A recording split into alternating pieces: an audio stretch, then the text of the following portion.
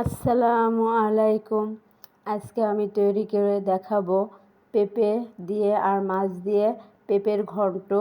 তা কিভাবে আমি পেঁপের ঘন্ট তৈরি করি সেটা আপনারা পুরোটাই দেখবেন। এই পেঁপে ঘন্টটা এতটা টেস্ট হয় বলার বাইরে, একবার না তৈরি করে না খেলে আপনারা বুঝবেন না। আমি কিছুটা কাঁচা রেখে দিয়েছি, কাঁচা খাবো এই জন্য। দিয়ে দিলাম লবণ।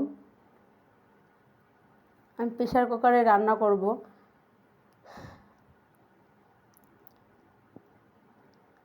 দিলাম হলুদ 1 চামচ আর মরিচ ফালি করে রেখেছিলাম। এখানে 8টি মরিচের মতন আছে। একটু পানি দিয়ে দিব। আমার পানিটা একটু বেশি পড়ে গেল, আপনারা একটু কম দিবেন। প্রেসার কুকার হইলে দেখা যাচ্ছে প্রেসার কুকারে রান্না করলে অনেক সময় কম বাঁচে, আবার রান্নার স্বাদটাও অনেক ভালো থাকে, কোনো রান্না নষ্ট হয় না। নেড়ে নিলাম ভালোভাবে। সময় অপচয় হয় না প্রেসার কুকারে রান্না করলে, এই কারণে আমি প্রেসার কুকারেই রান্না করি বেশিরভাগ। যেটা অনেক সময় লাগবে সেটাই আমি প্রেসার কুকারে দিই। আমি 2টা বাসি পর্যন্ত প্রেসার কুকার বাসি দেব। এখন চলে আসলাম চুলায়। প্রথমে তেল দিয়ে দিব মাছ। যেহেতু আমি পেঁপে দিয়ে মাছের ঘন্ট, এখন আমি মাছ নিয়ে নিলাম 4 টুকরা।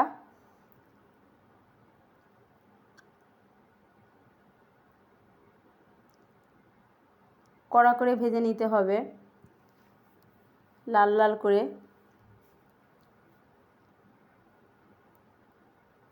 যাতে ভিতরটা সেদ্ধ হয়ে যায়। এভাবে রান্না করলে পেঁপের ঘন্টটা এতটা টেস্ট হয়, আপনারা একবার তৈরি করে না খেলে আপনারা বুঝবেন না। আমি যেভাবেই বলি না কেন সেটা বুঝতে পারবেন না। আপনারা প্লিজ একবার তৈরি করে খেয়ে দেখেন কতটা টেস্ট হয়। খেয়ে আমাকে একবার জানাবেন কমেন্ট করে যে কেমন হয়েছে আপনাদেরটা।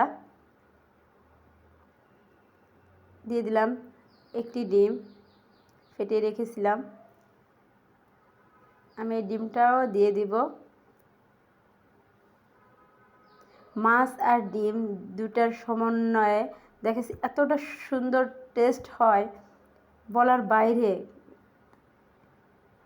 আমি দেখাচ্ছে আপনাদের বোঝাইতে পারতেছি না যে এতটাই টেস্ট হয়। এভাবে রান্না করলে আপনারা রান্না করে দেখবেন কতটা টেস্ট আসে। বাচ্চারাও অনায়াসে খাবে।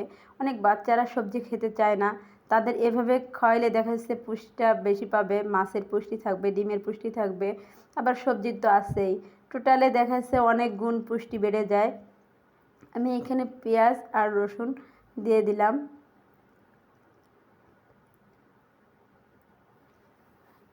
রসুন দিয়েছি 2টা, বড় 2টা, আর পেঁয়াজ বড় বড় 3টা দিয়ে দিলাম। কালো জিরা দিলে হয় কি যে অনেকটা টেস্ট হয়, আবার গায়ে ব্যথা থাকলে অনেক রোগ থেকে মুক্তি পাওয়া যায়। আমি এটা একটু ভেঙে নিব।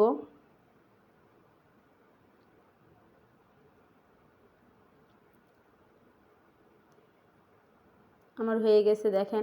এই পানিটা একবারে পুরোপুরি করে ফেলতে হবে। আমার মনে হয়েছে একটু লবণ কম হয়েছে, এ কারণে আবার লবণ দিলাম। এখন দিয়ে দেবো মাছ ভাজা।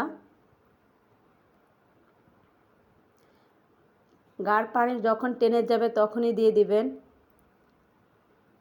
এর আগে দিবেন না।